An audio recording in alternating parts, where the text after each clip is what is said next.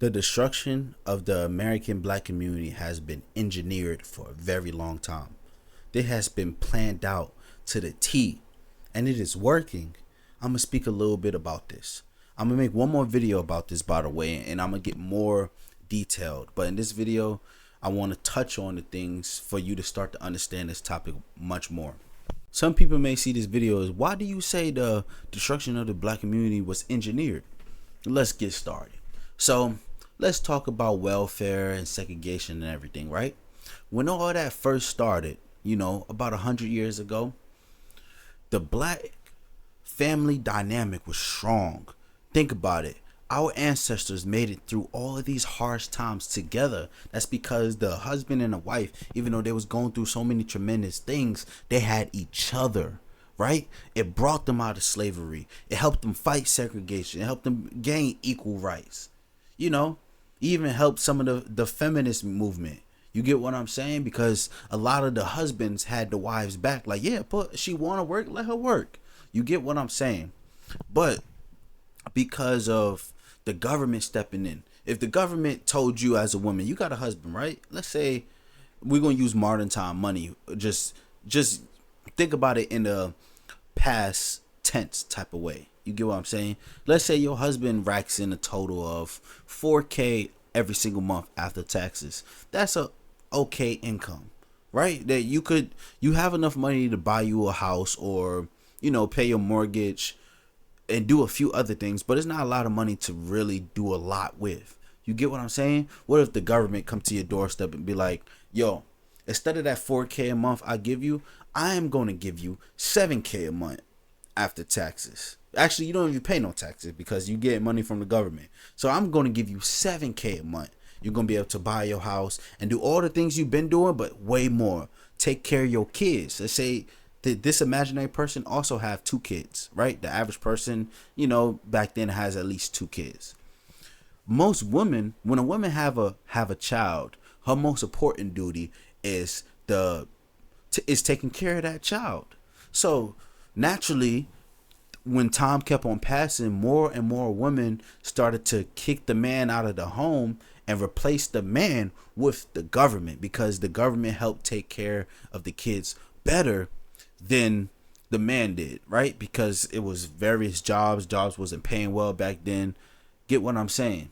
So a lot of these government agents did random home visits. So let's say they did a random home visit and the man wasn't even at your house, but his boots was there. Guess what? Now you cut off from all government finances forever. Now you can't turn it back on. So now you will be putting your kids in danger if a man was even had any evidence of being around you.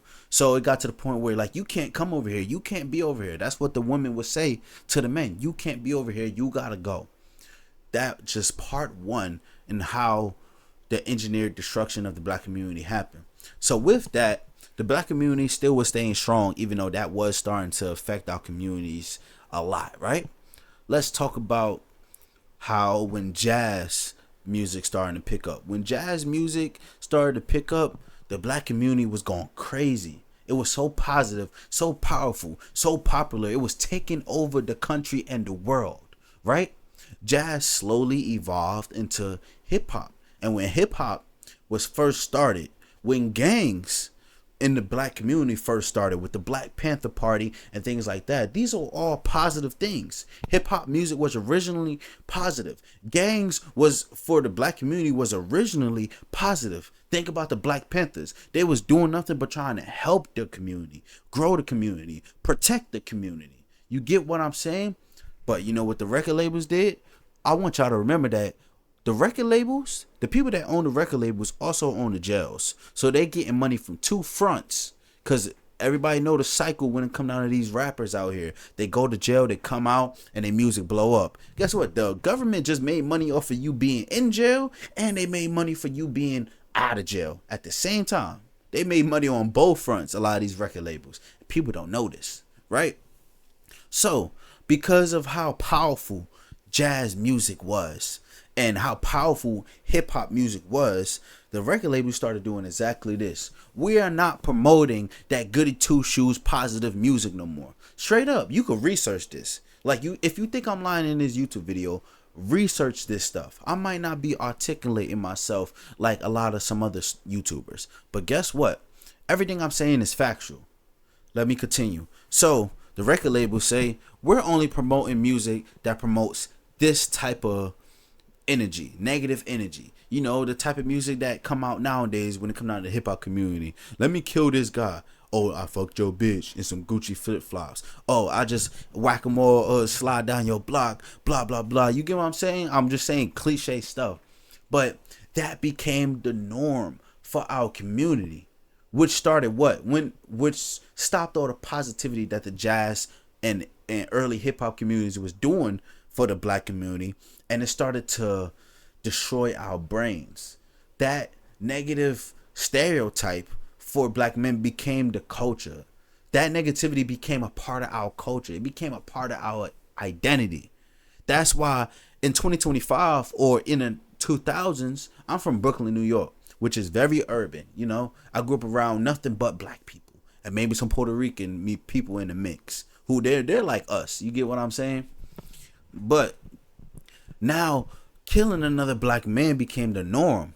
It got to the point where if you're not willing to kill another black man, sell drugs, or do all these negative, degenerate activities, you became lame. You became ostracized from the black community. You get what I'm saying? It started to destroy our brains. It became a part of our identity, right? And you know one thing black people do better than any other race does? We make shit look cool. Let's be honest. Anything that goes on, if black people are doing it, it becomes cool. If black people wearing it, oh, it's fashionable now. If black people listening to it, oh, it's profitable now. It's profitable to all races. You get what I'm saying? So one thing that the black community could do, we could embrace something and make it cool. So we did that with the negative hip hop music, right? And like I said, it became a part of our identity. So now we got kids growing up with the mentality like, oh, I gotta join the gang. I know if I join the gang, I'm gonna have some girls come my way. Cause let's be honest, all the girls want a scammer. All the girls want a drug dealer. We're talking about the black community, right? How many girls you seen on the internet talk about they don't talk to 9-to-5 guys? They only talk to drug dealers and scammers. How many times you seen that? I know you've seen it countless. I have. I've had girls say that to me in real life, right in front of me. I was hanging out with one of my ex-Johns, right? My ex-girlfriend. She was actually a white girl, but her best friend was a black girl. The black girl said that to me. And I'm a law-abiding citizen. I'm in the army. You get what I'm saying? But like we was just talking about her dating practices. She was trying to find out. She was asking me real questions like, why can't I find a good man? And I told her straight up, the man you choose. The men you choose these scammers and these drug dealers, and then you get mad when they don't take care of their kids because she got a kid now, right? You get mad when your ex-boyfriend beat on you. No, it's not okay for a man to do those things, but why are you choosing those men to begin with? Back to what I was saying, all those negative degenerate activities became a part of our identity to this day, and it trickled down. And then I got one more point to make. I'm sorry if I'm not articulating myself in this video, but I'm very passionate about it, and I'm still a growing YouTuber, so bear with me. I got one more point to make. So let's talk about how the black community is structured. The white elites back then wanted to keep the black community from building real wealth. How do you keep people from building real wealth? Comment. I want you guys to guess in the comment section, right? 3, 2, 1. I'm about to tell y'all. By keeping them from making bank accounts. So what do they put in predominantly black neighborhoods? Check cashing places. If we go to Brooklyn, New York, I could show y'all in person. So they know that you're going to get your check from your job or from the government, and you're going to cash it. So you're never going to put your money in a high yield savings account, in the stock market, in investments. You get what I'm saying? You're never going to do that because all your money is in cash.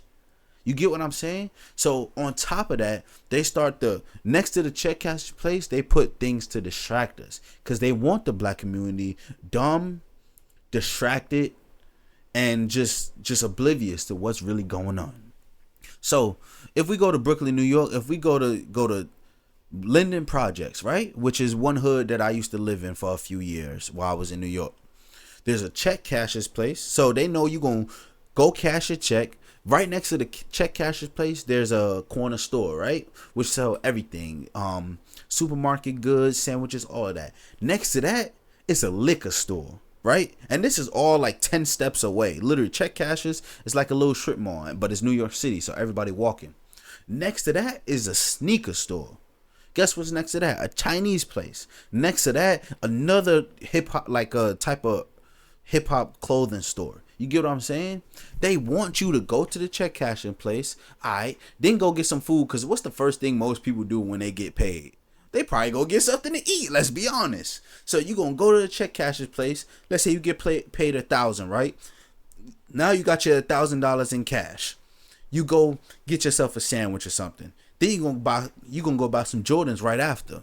So you gonna pay a couple hundred for them Jordans. Then you gonna buy a bottle. And then you need a fit to go with the Jordans, right? So then you gonna buy a fit right after. And then they got a phone place right next door. So right in that little area, you could spend $1,000 like this. And next thing you know, you broke, and the cycle repeats the next 2 weeks. You get what I'm saying?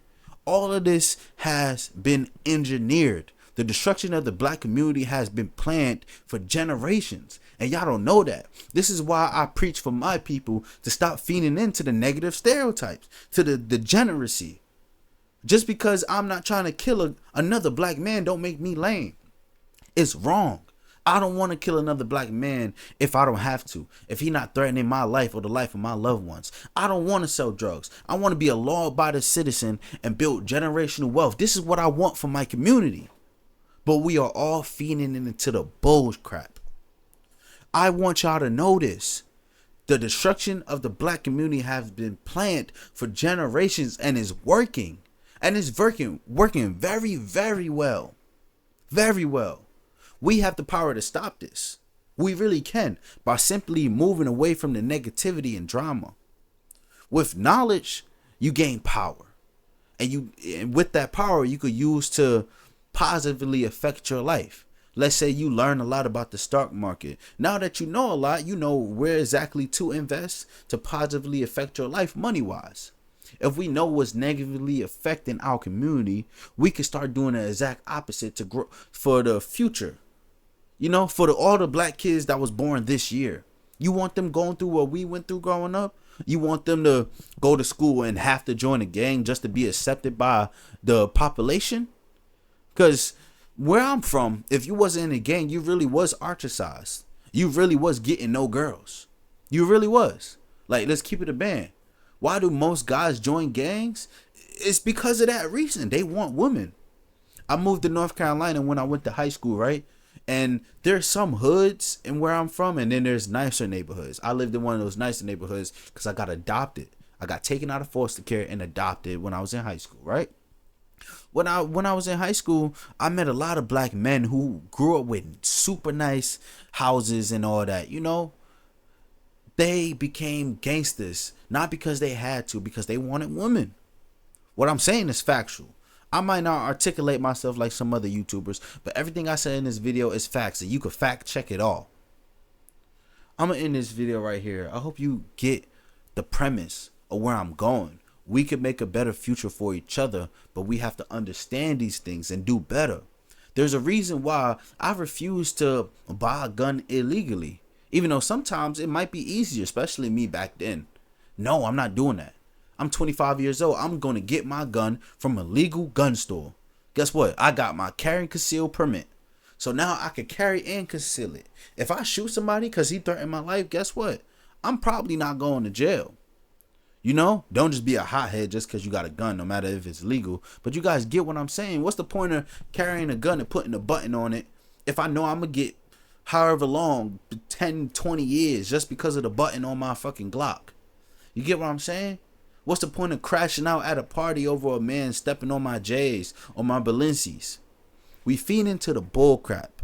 And this is why the black community is destroyed. We let them destroy us. You get what I'm saying? I'm not letting them beat us no more. This is why I'm producing videos like this. Let's do better. Subscribe to the channel for more content.